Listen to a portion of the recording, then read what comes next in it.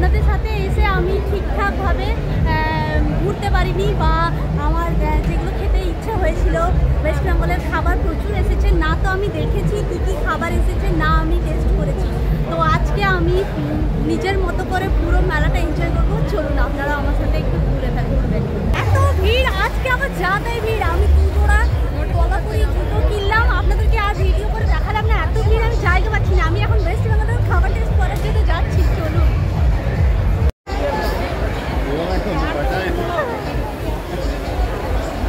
West বেঙ্গলে কি কি আছে গো? কি কি আইটেম আছে?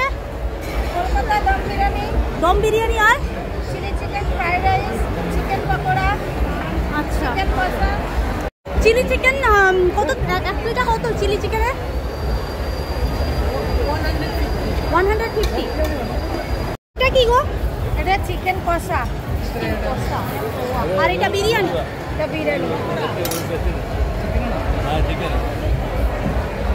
এটা chilli chicken fried rice, chilli chicken pakora.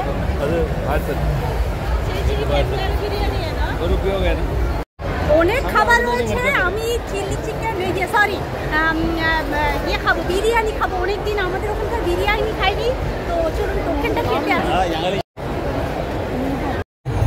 আমি 300 টাকার কুপন কেটে নিয়েছি, এবার খরচা করি যেরকম ভাবে পারবো।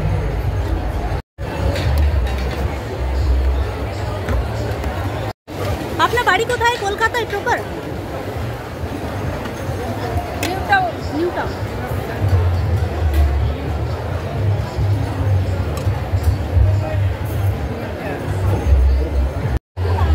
এখানকার লোক কলকাতার বিরিয়ানি কেমন খাচ্ছে?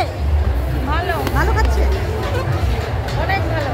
হ্যাঁ। কি বলছে ওরা? এগুলো তো সব সরষের তেলে রান্না, কোনো প্রবলেম হচ্ছে না ওদের? হ্যাঁ না,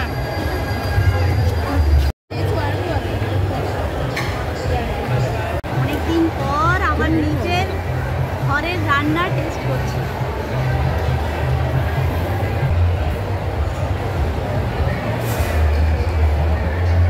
বিরিয়ানিটা যে খুব ভালো লাগলো তা লাগলো না। যে আশা নিয়ে আমি বসেছিলাম সেই আশাটা পূরণ হলো না। দম বিরিয়ানি বলছে বটে, কিন্তু এটা দম বিরিয়ানি নয়। এনারা 7 বোন মিলে একটা জুসের দোকান দিয়েছেন। আর ইন্টারেস্টিং ব্যাপার হলো, এনারা যেহেতু 7 বোন মিলে দোকানটা খুলেছেন, তাই 7 রকমের ফল একসাথে মিশিয়ে জুস বানাচ্ছেন। তো চলুন টেস্ট করে দেখি।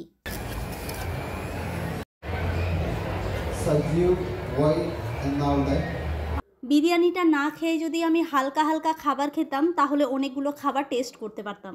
এখন তো আমার কাছে অনেকটা কুপন বেঁচে আছে। তো চলুন একটু ঘোরাঘুরি করি, তারপর যদি খিদে পাই তাহলে খাবো।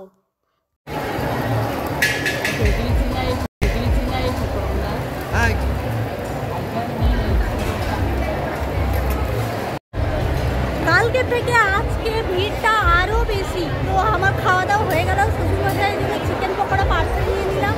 এবার আইসক্রিম খেয়ে নিই। আর ওইদিকে অনুষ্ঠান শুরু হয়ে গেছে, কিন্তু আমি অনুষ্ঠানটা দেখতে পারবো না, কারণ আমাকে 7টার মধ্যে বাড়ি ফিরতে হবে। তো চলুন এক ঝলক আপনাদেরকে দেখিয়ে দিই, তারপর বাড়ি ফিরবো। এখানকার বেশিরভাগ নাচগুলোতে দেখেছি লাইভ গাওয়া হয়, তারপরে নাচে, কিন্তু এটাতে কিন্তু লাইভ গাওয়া হচ্ছে না, এটা ক্যাসেট বাজছে। তো আমাকে ভিডিওটা মিউট করেই আপনাদেরকে শোনাতে হচ্ছে, না হলে ফেসবুক বা ইউটিউব কপিরাইট দিয়ে দেবে। তো এই অনুষ্ঠান এখন একটার পর একটা চলতেই থাকলো। তো চলুন এবার বাড়ি যাই, বাড়ি গিয়ে ঈশানকে ওষুধ দিতে হবে।